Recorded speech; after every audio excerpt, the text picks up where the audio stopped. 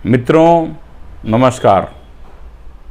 आज मैं भिलाई इस्पात संयंत्र के विषय में आप लोगों से बात करना चाहूँगा।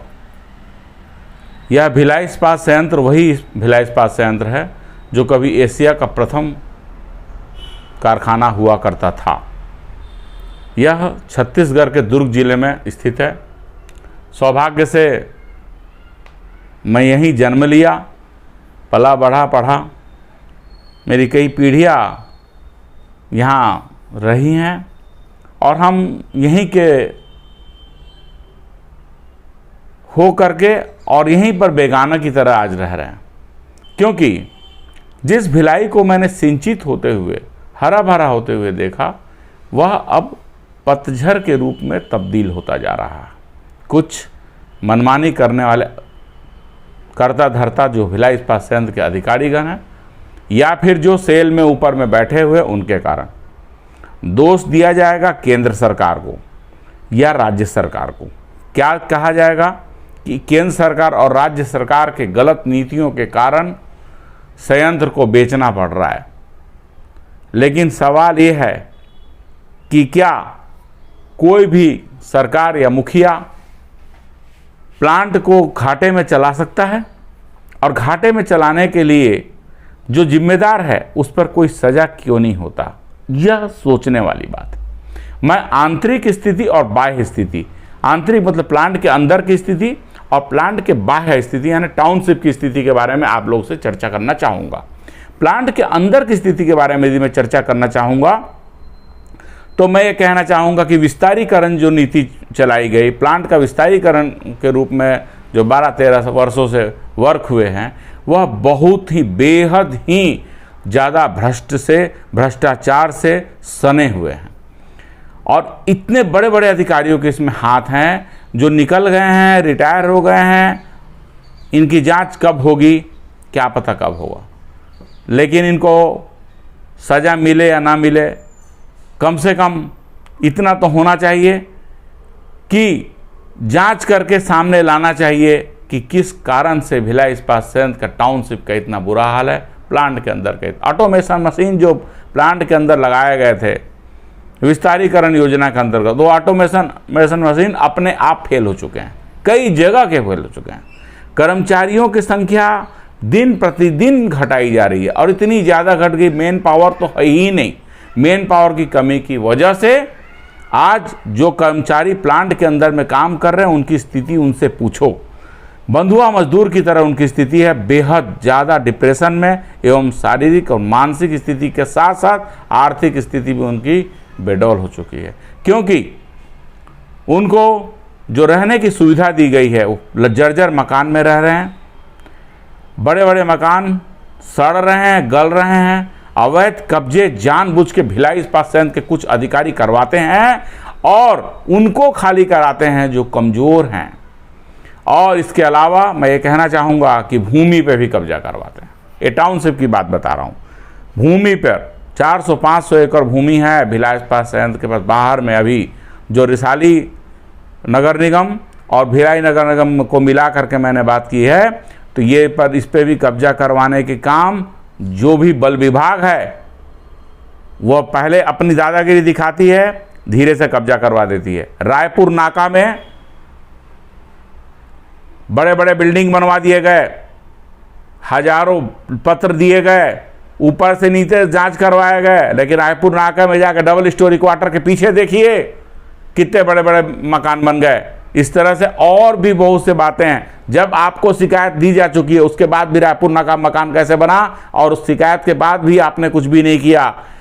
इसलिए हमने सोचा है कि अब भिलाई इस्पात संयंत्र के कर्मियों के लिए लड़ाई लड़ी जाएगी। मैं आप लोगों को बताना चाहता हूं कि प्लांट के अंदर लगातार रोज कोई ना कोई हादसा होता है। सुरक्षा के नाम पर किसी प्रकार का कोई मुखिया से मिलने हम जाएंगे।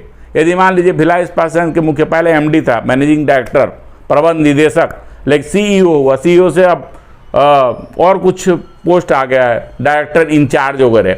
इनसे मिलने जाओ, आप कलेक्टर से मिल सकते हो, मुख्यमंत्री से मिल सकते हो, प्रधानमंत्री से भी मिल सकते हो, लेकिन इनसे मिलने के लिए आपको इतना पापड़ मिल नहीं सकते हो।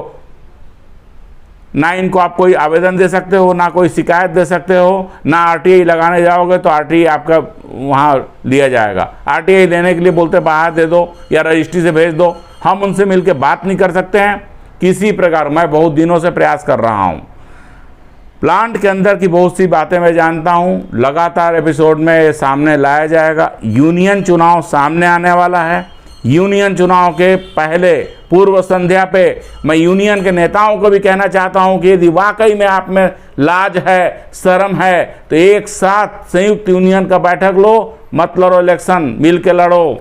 और मिल के इसलिए लड़ो इलेक्शन कि मिल के आपको आगे भी लड़ाई लड़नी होगी। संयंत्र के अंदर बहुत ही ज़्यादा भ्रष्टाचार है, कर्मचारियों की सुविधाओं में जो कटौती की जा रही है वो तो जग जाहिर है, बहुत लोग कहते हैं। और मैं बताना चाहता हूं कि जो कर्मचारी यदि बीमार होकर के सेक्टर 9 अस्पताल, जो मुख्य चिकित्सालय जवाहरलाल नेहरू अनुसंधान केंद्र एवं मुख्य चिकित्सा कोई काम का नहीं है, वहाँ किसी प्रकार की वैसी औषधि आपको नहीं मिलेगी, वैसी अंग्रेजी दवाई नहीं मिलेगी जिसकी कामना करके आप जाते हो। वहाँ पे आपको धीरे से कह दिया जाएगा कि सीटी स्कैन कराओ, ये कराओ, इस हॉस्पिटल दूसरे प्राइवेट हॉस्पिटल में कराओ। वहाँ का जो मनोरोगी विभाग है वहाँ पर उस तरह के चिकित्सक है ही नहीं, और उनका भी आप रुतबा देखो, उनसे मिलने के लिए आपको अपॉइंटमेंट लेना पड़ेगा, ऑनलाइन नंबर लगाओगे। यदि कोई आप ही में से कोई रिटायर होगा या रिटायर हो गया होगा तो आप लोगों को पता होगा कि जब आप जाते हो वहाँ पे या अस्पताल में किसी भी विभाग में आपको जाते हो तो आपको ऑनलाइन नंबर लगाना पड़ता है, आपसे पूछा जाता है रिटायर हो। यदि आपने रिटायर कह दिया तो फट से पूछेंगे मेडिकल कुछ गारंटी वगैरह कुछ है आपका, मेडिकल तो नहीं है, मेडिकल का कुछ भरे हो तो नहीं है, तो आप रिटायर हो गए हो, आपके पर्ची है, लेकिन आपको किसी प्रकार की सुविधा नहीं देंगे। थोड़ा सा राहत ही मिलेगा कि बहुत बार मेहनत करोगे तो कुछ गोलियां आपको धरा देंगे जिस गोली का गुणवत्ता ही नहीं है सही। तो मैं मेडिकल क्लेम की बात कर रहा हूं कि मेडिकल क्लेम जो नहीं किया, क्या उनको सपोर्ट नहीं मिलना चाहिए? प्लांट के लिए दिन रात पसीना बहाए हैं वो हमारे कर्मचारी, एक प्रकार के सैनिक हैं, उनको इस तरह से परेशान किया जा रहा है, इस तरह से इस कदर से परेशान किया जा रहा है कि पूछो। मैत्री बाग की स्थिति जाके देखिए, जिसको कोरोना नहीं हुआ होगा उसको उल्टी और टट्टी होना शुरू हो जाए। इतनी गंदगी, इतनी बदबू है, जानवरों के साथ इतना अन्याय किया जा रहा है, इतनी गर्मियों में जानवरों को रखा गया है, सारे पैसा खा जा रहे हैं अधिकारी। और मैं किसी का नाम लेना नहीं चाहता हूँ, प्लांट के जो टैंक है, जो मरोदा टैंक, वहाँ से जो जल प्रदाय हो रहा है, लगातार गंदा जल आ रहा है। कुछ नेतागिरी हुआ, मैंने नेतागिरी नहीं किया, मैं तो लगातार लेटर दिया। और मैं कोई उभर के अभी अचानक ये नहीं इसलिए नहीं आ गया हूँ कि मेरे को विधायक या सांसद बनना है या मुझे कुछ बहुत बड़ा कुछ लाभ लेना है। मैं तो कुछ लाभ लेना नहीं चाहता हूँ।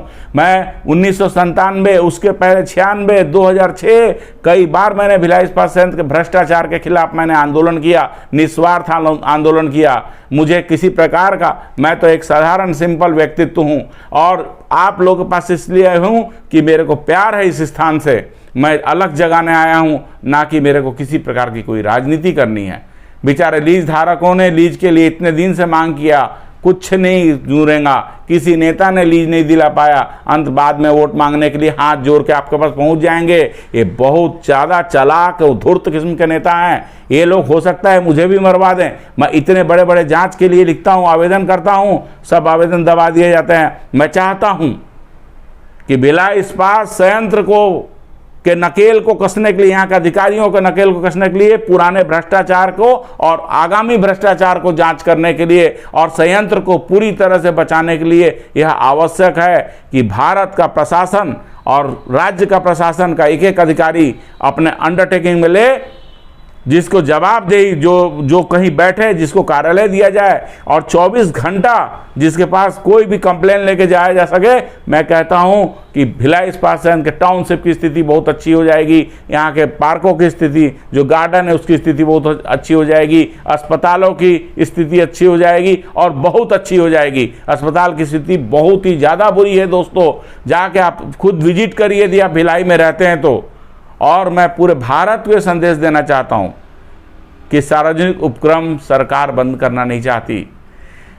कुछ भ्रष्ट हरामखोर अधिकारी अपने गलत कार्यों के कारण निजी कंपनियों से मिलके बंद करवाते हैं। मैं बहुत कुछ जानता हूं।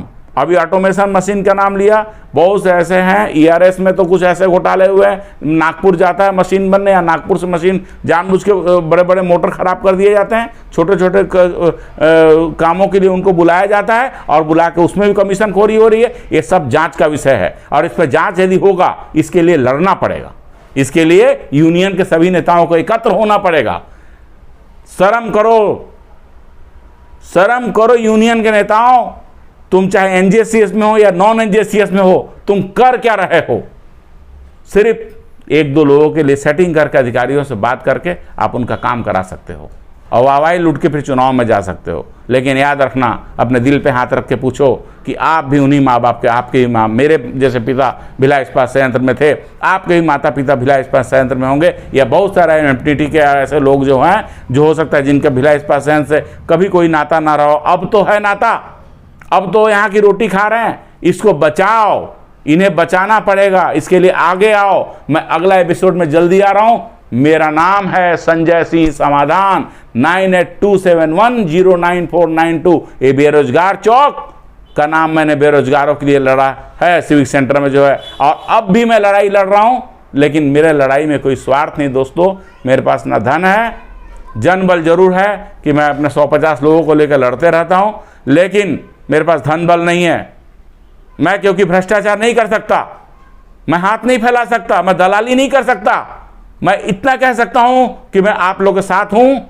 एक बार लड़ाई के लिए बिगुल बजाओ, मैं आप लोगों के सबसे पीछे लाइन में खड़ा रहूंगा और आप लोगों को सपोर्ट करने आऊंगा दोस्तों। जय हिंद, जय भारत, जय छत्तीसगढ़, जय भिलाई।